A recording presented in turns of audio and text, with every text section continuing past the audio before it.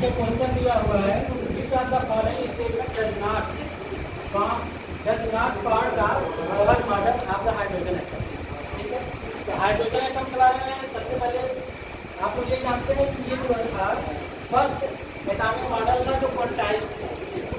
ठीक है, क्वांटाइज में फर्स्ट एटॉमिक मॉडल है जो क्वांटाइज था। पहला आप देखिए energy of the electron in the orbit quantize यानी कि ये सही है। ठीक है, कह रहे हैं कि electron in the orbit nearest the nucleus is the lowest weight. अगर हम देखें मान लीजिए कि जैसे ये हमारा न्यूक्लियस है। ठीक है, ये हमारा न्यूक्लियस है, इसके पास यहाँ पे जो हमारा ये ऑर्बिट है। ठीक है, इसमें हम पढ़ते हैं अगर एंगुलर मोमेंटम के कुछ पढ़ें एल बराबर होता है NH/2 पहला ऑर्बिट हमारा अगर यहाँ पे n बराबर 1 है और इसको दूसरा नहीं इसको दूसरा है, यानी कि पहला ऑर्बिट को यहाँ पे रखेंगे तो ये H/2 पर। ठीक, तो ये H/2 इसकी एनर्जी है। दूसरे को लेंगे तो ये हो जाएगा 2H/2, ये होगा 3H/2। यानी कि जो इसमें कह रहा है कि the electron in the orbit nearest the nucleus, जो न्यूक्लियस के नियरेस्ट है उसकी एनर्जी लो होगी। उसकी एनर्जी यहाँ पे लो है कि नहीं है? H/2 से अगर यहाँ से कंपेयर करें तो ये तो सबसे कम है, उसके बाद दूसरा ये, उसके बाद सबसे ज़्यादा इसकी होगी। जो दूर होगा उसकी एनर्जी सबसे ज़्यादा होगी। तो ये भी सही है। तीसरा कह रहा है कि electron revolve in different orbit in the nucleus. ठीक है, डिफरेंट मान लीजिए कि जैसे अगर हम कहें जैसे ये हमारा न्यूक्लियस है। ठीक है, यहाँ पे एक इलेक्ट्रॉन है, यहाँ पे एक इलेक्ट्रॉन है, यहाँ पे एक इलेक्ट्रॉन है। तो यहाँ पे क्या होगा कि ये इनका जो रिवॉल्व करने का रिवॉल्व कह रहे थे electron revolve in different orbit the nucleus.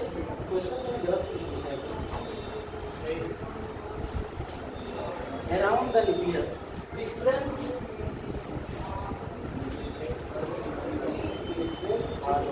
Around the nucleus.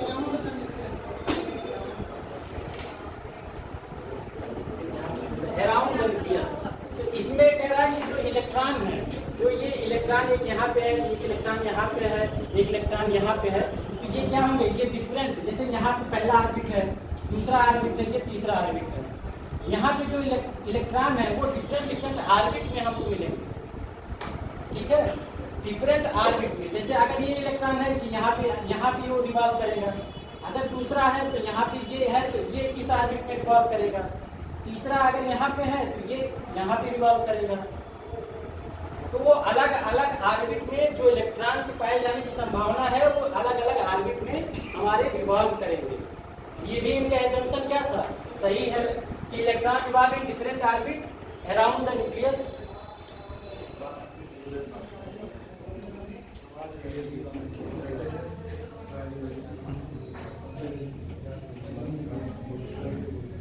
ये तीसरा ऑप्शन भी इनका सही है। चौथे में देखिए कह रहा है कि the position and velocity of the electron in the orbit can not be determined simultaneously. इसमें ये कौन सा? ये हाइजेनबर्ग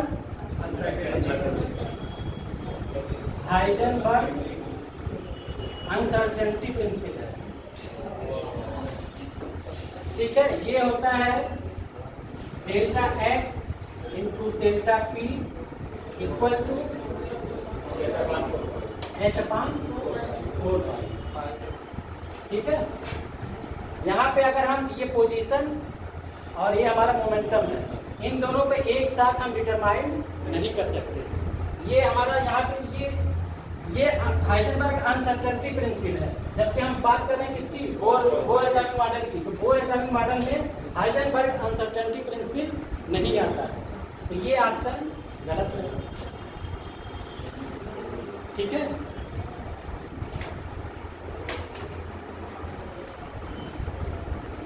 अगला क्वेश्चन देखिए, बहुत छोटा सा क्वेश्चन है।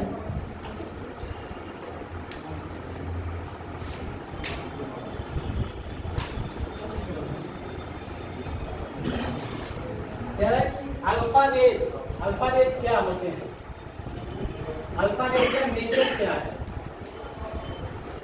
अल्फा रेज है, इसका नेचर क्या होता है, ये पॉजिटिव होता है, ठीक है, ये पॉजिटिव चार्ज इस पे होता है। बीटा अगर मान लीजिए बीटा रेज की बात करते हैं तो वहां पे क्या निगेटिव चार्ज होता है उस पे, और अगर गामा रेज की बात करते हैं उस पे कोई चार्ज नहीं होता, वो विदाउट चार्ज होता है।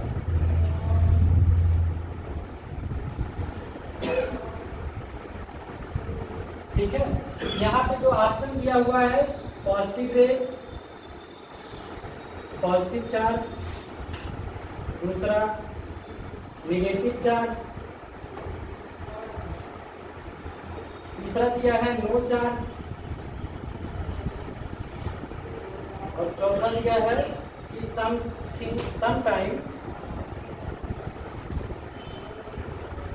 sometime positive and sometime negative।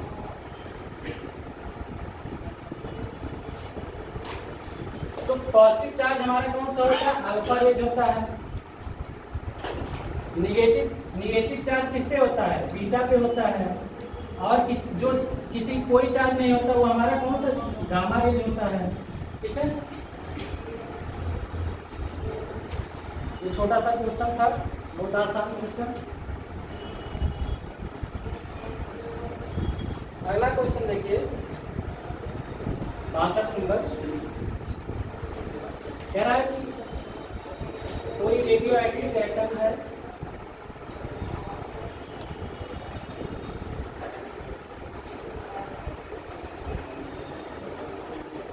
Isotope, जिसकी हाफ लाइफ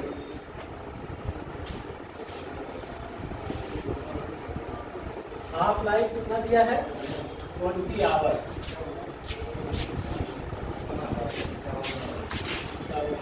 आप सरल mobile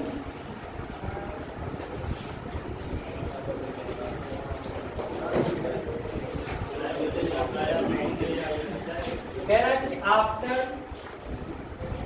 60 hours the fraction of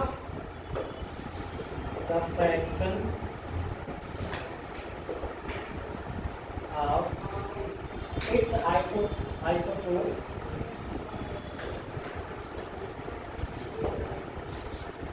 remains, कितना बचेगा।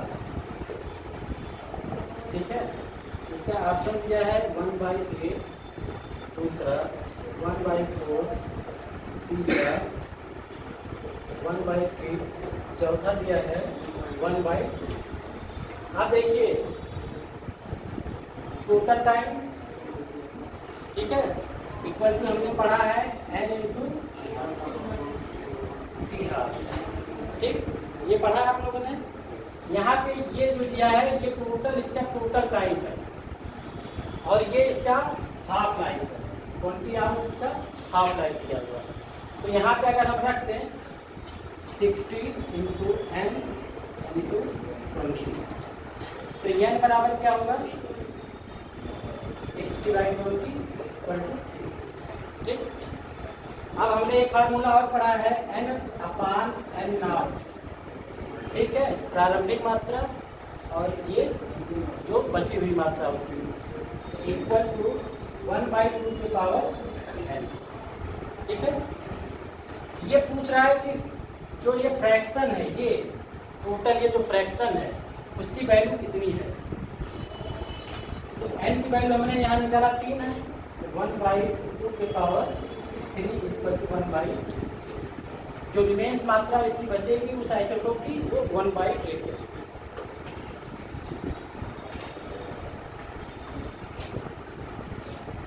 इसको एक तरीके से और हम लगा सकते हैं, जैसे हम लोग कहते हैं गांव में कट बैठी।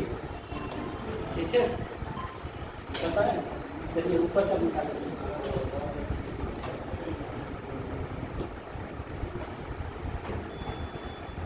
जैसे मान लीजिए कोई मान लीजिए आइसोटोनिक है, इसका हाफ लाइफ कितना दिया हुआ है, हाफ लाइफ 20 है, ठीक है। अगर यहाँ पे मान लीजिए 100 है, 100 है, ये 20 ईयर्स इसका हाफ लाइफ है।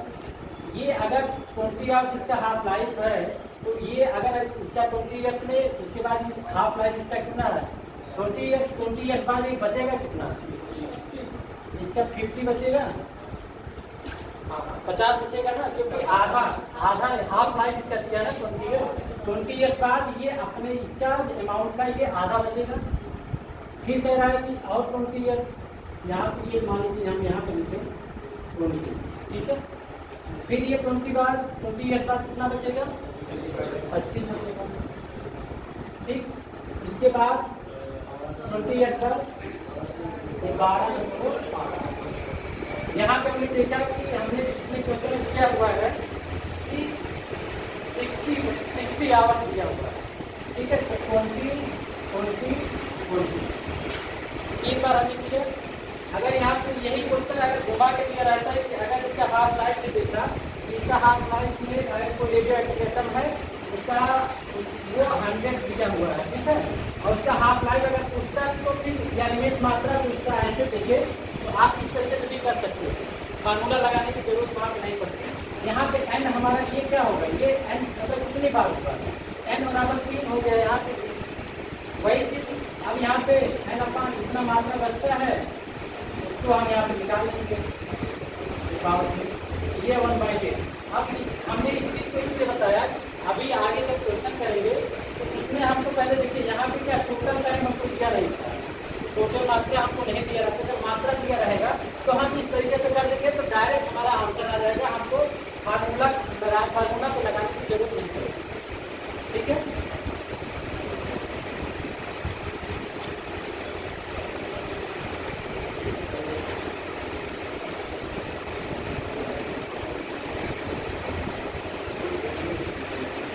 अगला क्वेश्चन देखिए,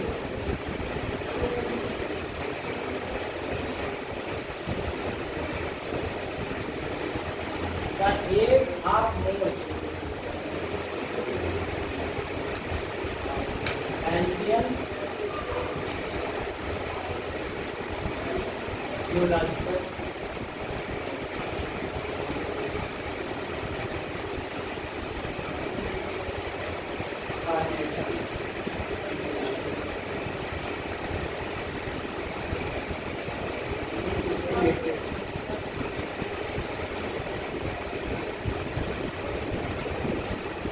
पहला दिया है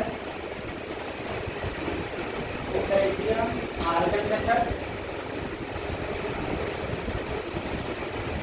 यहाँ पे है पोटेशियम आर्गन डेटिंग,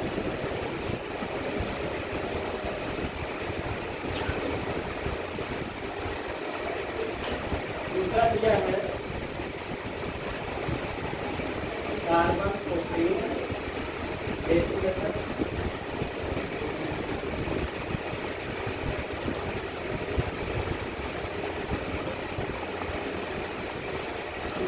दिया है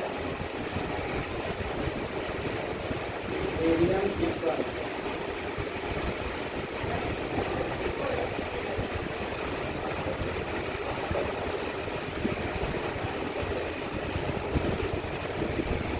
चौथा दिया है यूरेनियम,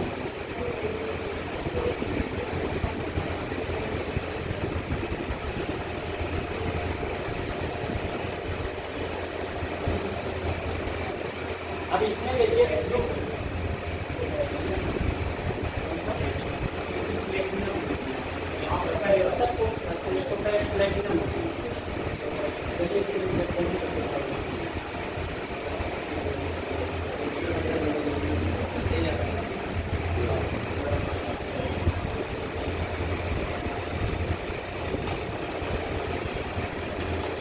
ठीक है। अब इसमें देखिए ये जो कार्बन 14 डेटिंग मेथड होता है, ये किसके लिए होता है, इसके लिए फॉसिल के लिए, फॉसिल जीवाश्म, जो जीवाश्म होते हैं, जैसे अगर हम कहें जीवाश्म में क्या क्या आएंगे, जैसे आप मान लीजिए कि कंकाल, ठीक है, कंकाल हो गया, या मान लीजिए कि कहीं बाल का टुकड़ा हो गया, बाल अगर कहीं बहुत बहुत जो है साल पुराना है, अगर बाल का टुकड़ा है, ठीक है, कंकाल हो गया, या पत्थर हो गए कोई, अगर पत्थर भी है तो भी जो है ये हमारे क्या होते हैं, जीवाश्म, जो पृथ्वी जब बनी उसके बाद जो दबे हुए जितने भी जो है दब गए जितने भी कंकाल है या कोई भी चीजें हैं, इसके आयु का निर्धारण करने के लिए हम क्या करते हैं, कार्बन डेटिंग मेथड का यूज करते हैं।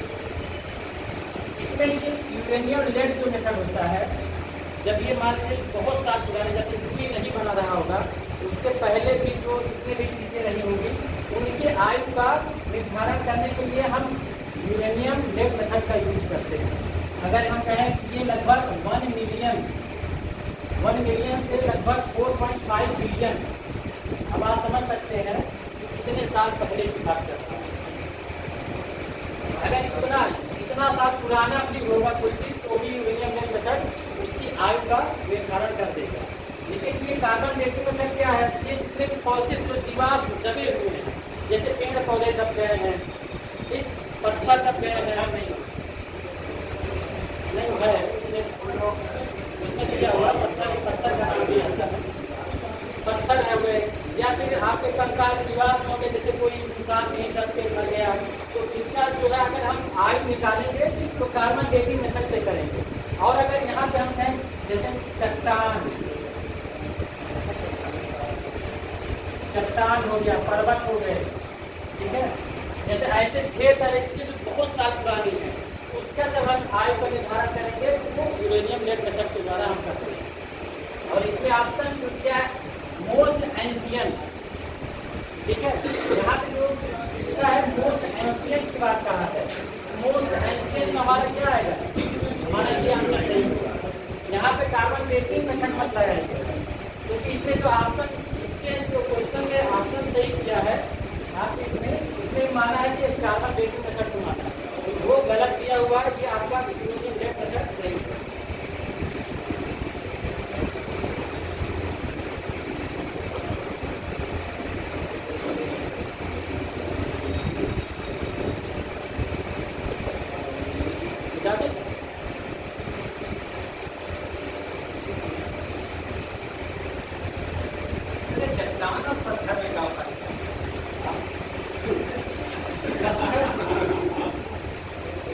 अब देखते हैं एग्जाम्पल हम पढ़े हैं उसमें यही पत्थर वाली चट्टान का छोटा रूपी होगा,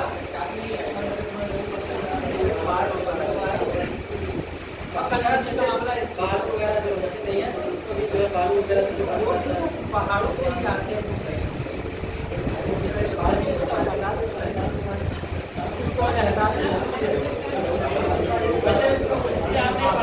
यही लिखा हुआ था,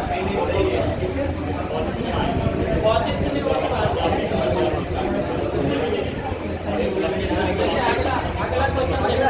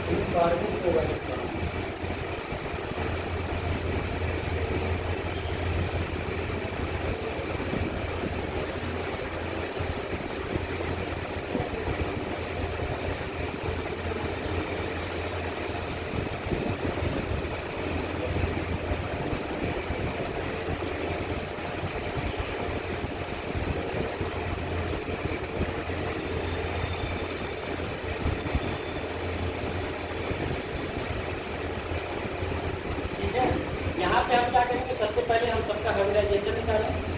यहाँ पे देखिए ये तो He2 दिया है, क्या ये एग्जिस्ट करता है? ये तो रचनाक ये एग्जिस्ट नहीं करता है। अब यहाँ पे अगर हम हाइब्रिडाइजेशन निकालें तो इसका हाइब्रिडाइजेशन क्या आएगा? Sp2 आएगा। हाइब्रिडाइजेशन निकालना आता है हमको? देखिए क्या करें,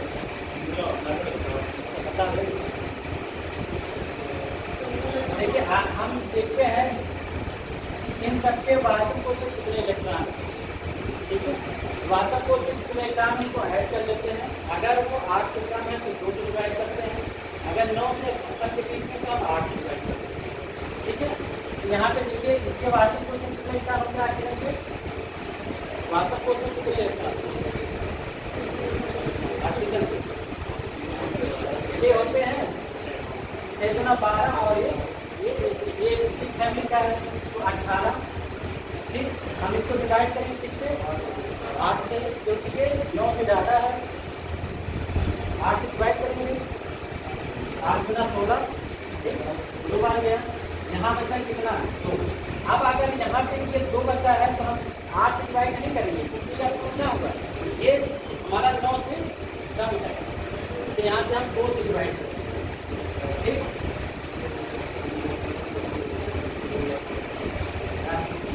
अब देखिए ये जो हमारा होता है ये हम करते हैं इसको बांध के जो, और ये हमारा होता है 2, ठीक है। इन दोनों को हम 2 ले लेते हैं, 2 + 1 बराबर कितना होगा? 3। अब 3 जैसे अगर हम कहें हाइब्रिडाइजेशन क्या होगा तो यहाँ पे हम देख सकते हैं कि ये S होगा और 2 के में ये Sp2 बनाया होगा, ठीक है। तो हाइब्रिडाइजेशन निकालने का यही तरीका, जैसे यहाँ पे देखिए PCl5 में क्लोरीन के वाहक को कितने इलेक्ट्रॉन होंगे? 7 होता है, और फास्फोरस के यहाँ पे 5 होगा, 5, लेकिन यहाँ पे होगा ये 5 + 35, यानी कितने इलेक्ट्रॉन? 40 होगा। इसको हम कितने से डिवाइड करेंगे? 8 इसको अगर डिवाइड करें ये कितना होगा? 40, 5 बार गया, यानी ये एक बांध पेयर बनाया, ठीक है।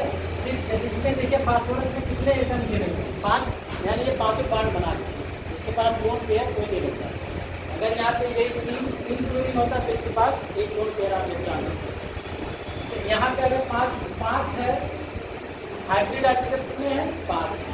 अब इसका हाइब्रिडाइजेशन क्या होगा? एक S होगा, 3 3 होगा और एक 3 आया होगा, ठीक है, Sp3 बनेगा। इसमें देखिए नाइट्रोजन में क्या होगा?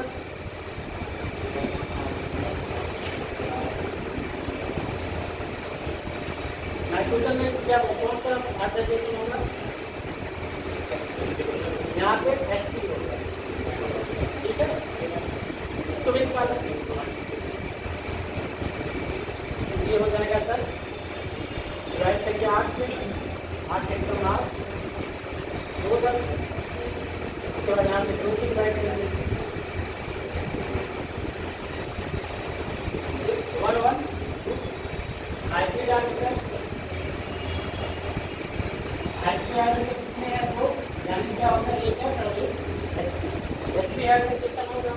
अब यहाँ पे क्वेश्चन में क्या कह रहा है कि molecule Sp2 hybrid article are equal, यहाँ पे Sp2 हाइब्रिड आर्टिकल किसमें बना हुआ है? किसमें बना है Sp2? ये इसमें बना है, और तो किसमें बना नहीं, ये तो किसमें कर रहा है? PCl5 में आपका Sp3 बना है और इसमें आपका Sp बना हुआ है, एक तो आपका ऑप्शन यहाँ पे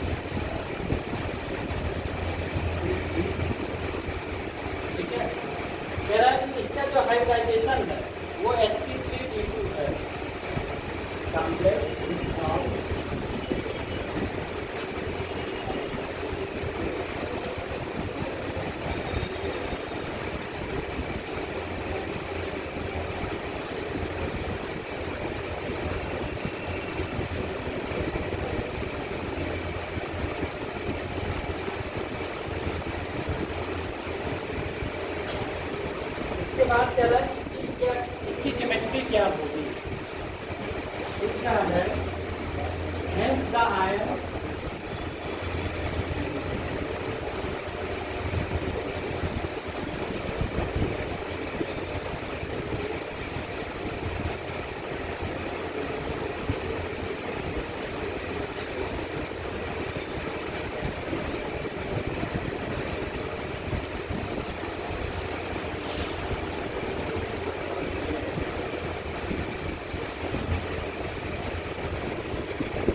आपका हेड्रम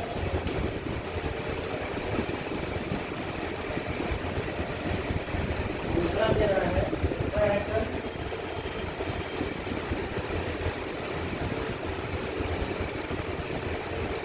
तीसरा दिया है स्क्वायर फिगर चौथा दिया है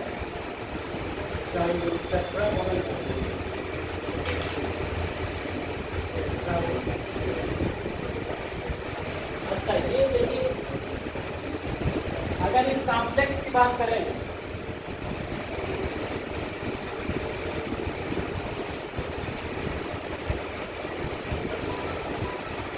तो इसका कोऑर्डिनेशन नंबर क्या है? इसका कोऑर्डिनेशन नंबर क्या है? Coordination number 6।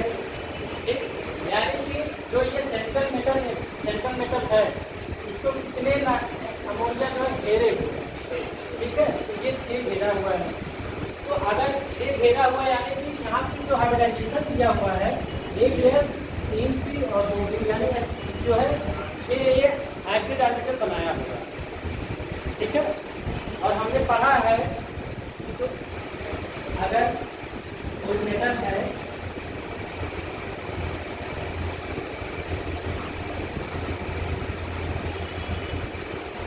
कोई मेटल है वो अगर एक्सिस सभी एक्सिस पे अगर उसके हैं क्या लिगेंड जुड़े हुए, ठीक है, उसके एक्सिस पे तो वो आपका हेड्रल ज्योमेट्री होती है। आपका हेड्रल ज्योमेट्री होती है और ये एक्सिस पे होने के कारण इनके बीच का जो एंगल होता है वो 90 डिग्री होता है। देखिए कल जो है हमने पढ़ाया था ड्रैगो रूल, उसमें भी देखिए क्या हुआ था, एक्सिस पे जो हमारा प्योर पी ऑर्बिटल था वो एक्सिस पे अपना बांध बनाया था। ठीक है, तो वहाँ पे 90 डिग्री का एंगल बना था। जब भी एक्सिस पे ऐसे ये मान लीजिए क्या ये वाई एक्सिस है, ठीक है, ये हमारा एक्स एक्सिस है और ये हमारा जेड एक्सिस है। ठीक है, जेड एक्सिस पे जो भी एटम जिसको मान लीजिए कोई भी लिगेंड जुड़ा होगा जो भी बांध बनाएगा वो 90 डिग्री, ठीक है, 90 डिग्री इनके बीच में एंगल होता है। जेड एक्सिस और एक्स एक्सिस और वाई एक्सिस इन सब पे 90 डिग्री का एंगल बनता है। तो ये हमारा क्या होगा, ये आपका हेड्रल ज्योमेट्री है, आपका हेड्रल ज्योमेट्री है, क्योंकि इससे कितने 6 हमारे एटम इसको घेरे हुए हैं, इसको सेंट्रल मेटल आए। ठीक है, अब इसी से अगला क्वेश्चन देखिए, अगला जो क्वेश्चन दिया हुआ है उसमें भी यही चीज पूछा है कि अगर sp3p2 हाइब्रिडाइजेशन है तो उसमें कितने डिग्री का एंगल बनेगा। यहाँ पे आपका ये आंसर है क्या, आपका हेड्रल ज्योमेट्री होगा। और अगला क्वेश्चन आप अगर देखें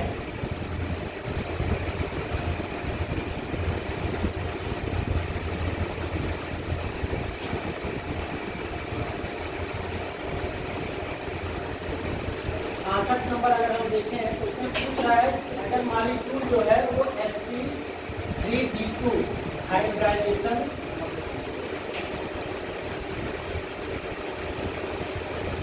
अगर sp3 हाइब्रिडाइजेशन वो शो करता है तो उसमें जो बॉन्ड एंगल बनेगा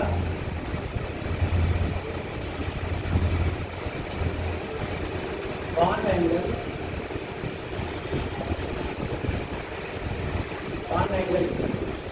यहाँ पे ऑप्शन दिया है 90 डिग्री, दूसरा दिया है 109 डिग्री 28 मिनट, तीसरा दिया है 120 डिग्री और चौथा दिया है 90 डिग्री और 120। यहाँ पे देखिए sp3p2 है हमारा हाइब्रिडाइजेशन और जो भी इसमें बनेगा ये आपका हेड्रल ज्योमेट्री बनेगी और इसमें जो लिगेंड होंगे वो कहाँ पे होंगे, वो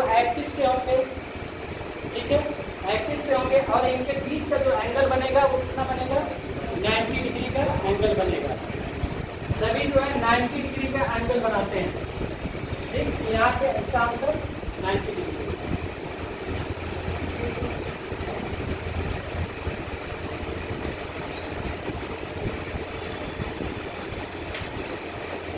अच्छा, एक चीज हम और आपको आफ्टर हैंडल ज्योमेट्री जो प्रदर्शित करते हैं, अगर उनका आपको हाइब्रिडाइजेशन निकालना हुआ तो एक चीज मैं बता रहा हूँ जो हर जगह फॉलो होगा, आप उसको देखिएगा, जब नहीं समझ आएगा तो आगे हम बताएंगे।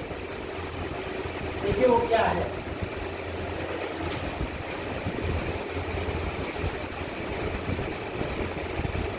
जैसे अगर मान लीजिए ये मेटल है, ठीक है, और ये लिगेंड है। लिगेंड कितने हैं? 6। ठीक, मेटल है, कितने लिगेंड? 6 लिगेंड उसको लगे हुए हैं, यानी कि यहाँ पे sp3d2 या d2sp3 ये बन सकता है। ठीक है, इसकी ज्योमेट्री जो होगी आपका हेडर होगी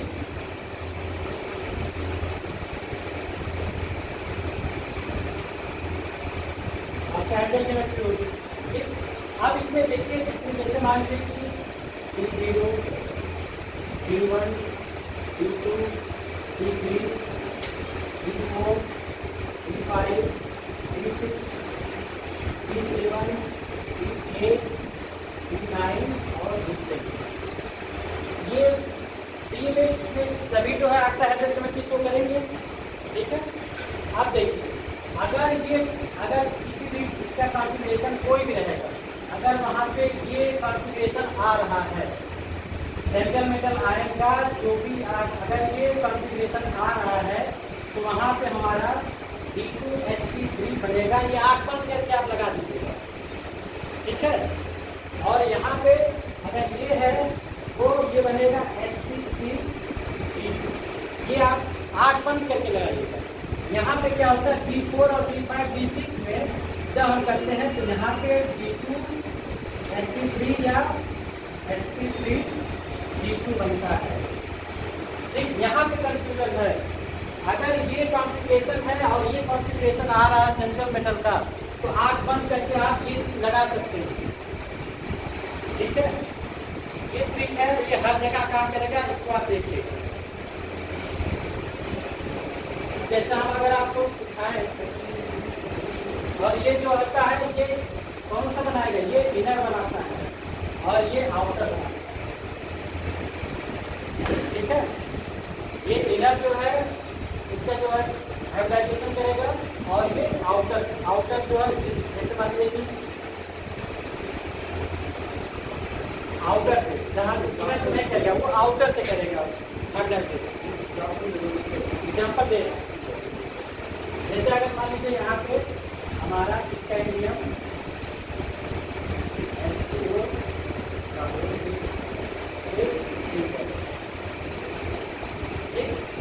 ये है।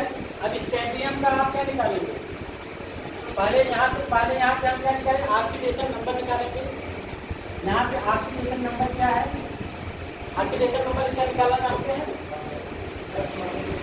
देखिए अगर हम इसको क्या करेंगे, पहले हम इसको x मान लेंगे प्लस H2O पे कोई चार्ज नहीं होता है, 0 चार्ज होता है, इसलिए मालिक्यूल 0 कोई चार्ज इस पे नहीं होता है। जितना चार्ज यहाँ पे होता है उसको हम वैसे लिख लेते हैं, अगर पॉजिटिव में है या नेगेटिव में है। ठीक है, +3 है। यहाँ पे देखेंगे x की ऑक्सीडेशन नंबर क्या आ जाएगा? 0 हो गया, यानी 3 आ गया। ठीक, स्कैंडियम पे यहाँ पे 3- चार्ज होगा। ठीक है, आप देखिए अगर स्कैंडियम का हम इलेक्ट्रॉनिक कॉन्फ़िगरेशन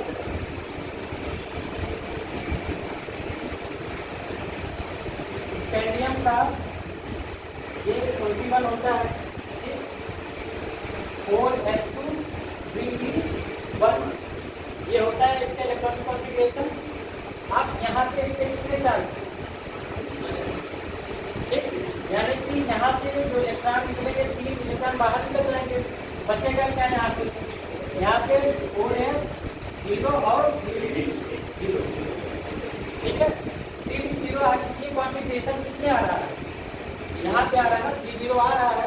तो आप D2sp3 जैसे ही देखिएगा तुरंत मार दीजिएगा। वहां पे अगर हम देखें इसकी बात अगर करें, जैसे ये Z1 S4 और ये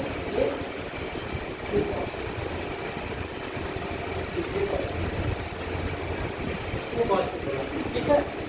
अब यहाँ पे अगर जिंक का इलेक्ट्रॉन, पहले यहाँ पे ऑक्सीडेशन नंबर निकाल लीजिए इसका। यहाँ पे H2O पे कोई चार्ज नहीं होता है, तो यानी कि यहाँ पे 2 माइनस चार्ज होगा। ठीक है, इसका हम इलेक्ट्रॉनिक कॉन्फ़िगरेशन करें 4s2 3d10। अब जो इलेक्ट्रॉन बाहर निकलेगा, कहाँ से निकलेगा? 4s से निकलेगा बाहर, बचेगा क्या? 3d10। कॉन्फ़िगरेशन में क्या आ रहा है? D10 आ रहा है। इलेक्ट्रॉनिक कॉन्फ़िगरेशन में हमारा D10 आ रहा है, तो यहाँ पे जो हाइब्रिडाइजेशन होगा वो sp3d2 होगा, और ये आउटर होगा, और यहाँ पे इनर होता है। ठीक, यहाँ पे मेन कंफ्यूजन सबसे ज़्यादा यहीं पे होता है कि ये D2 sp3 बनाएगा कि sp3 d2 बनाएगा। तो इसमें हमको पढ़ना पड़ेगा क्या? Crystal field theory. Crystal field theory जब पढ़ेंगे तो ये चीज यहाँ पे क्लियर होगा। ठीक है, ये चीज देखिएगा आप लोग, देखिएगा क्या कहीं एग्जाम्पल वगैरह मिलेगा या देखिएगा तो वो चीज यही सेम आएगा। ये आँख बंद करके आप लगा सकते हैं, कहीं भी पीपीटी कहीं भी अगर ये आप देख रहे हैं, ये कॉन्फ़िगरेशन अगर ये आ रहा है तो आप यहाँ पे देखिए कंडीशन है जिससे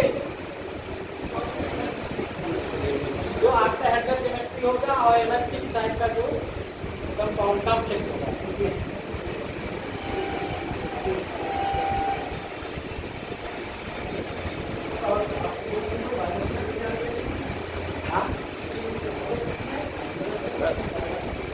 इससे भी कोई चार्ज होगा ना,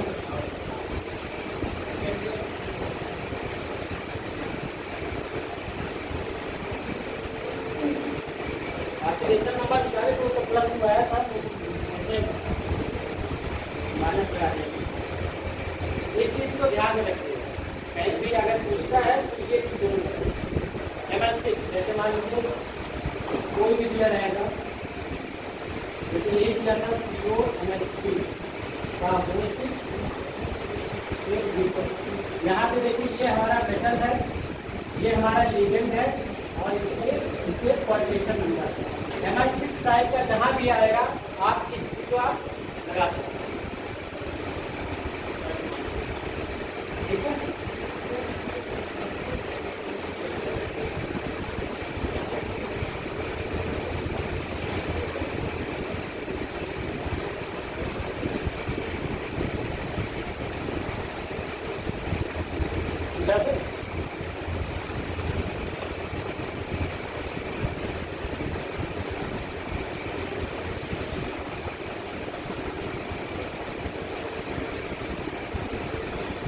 ML6 टाइप में जहाँ जितने भी होंगे वहाँ सब पे लागू करेगा।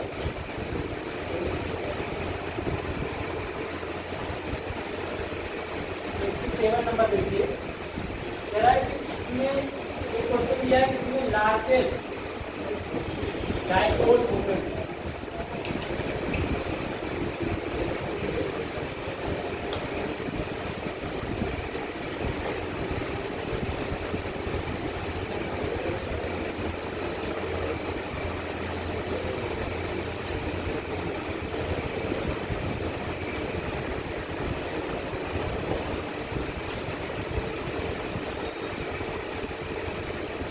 ये 4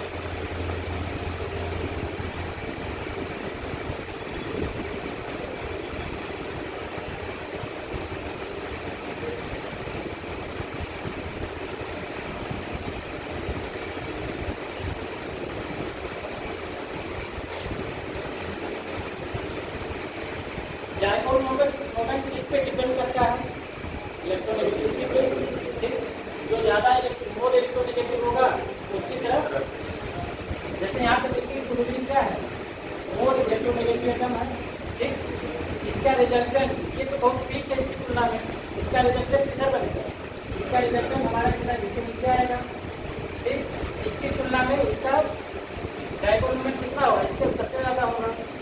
यहाँ पे देखिए ये क्लोरीन क्या है, सेम साइड, ठीक है, तो इनका रिजल्टेंट एक इधर बनेगा, या मान लीजिए ये बन जाएगा, दोनों ये कैंसिल आउट हो जाएगा, सॉरी दोनों कैंसिल आउट हो जाएगा, ठीक है, अपोजिट अपोजिट है तो ये कैंसिल आउट हो जाएगा। यहाँ पे देखिए, यहाँ पे ये दोनों स्ट्रक्चर लगभग सेम है, दोनों स्ट्रक्चर लगभग सेम है, लेकिन इसकी जो इलेक्ट्रोनेगेटिविटी है इसकी तुलना में कम है, इसलिए इसका जो डायपोल मोमेंट होगा ये कम होगा, लेस होगा, इससे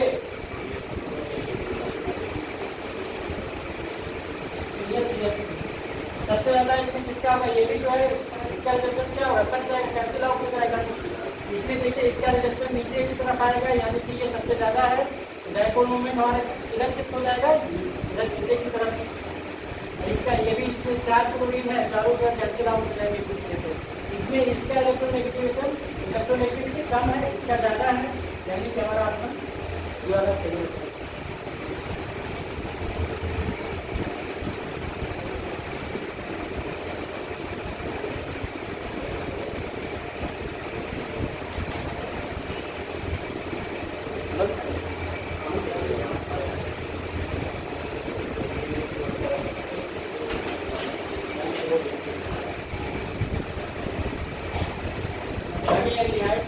क्वेश्चन बता सकते हैं, रिडक्शन किया हुआ है।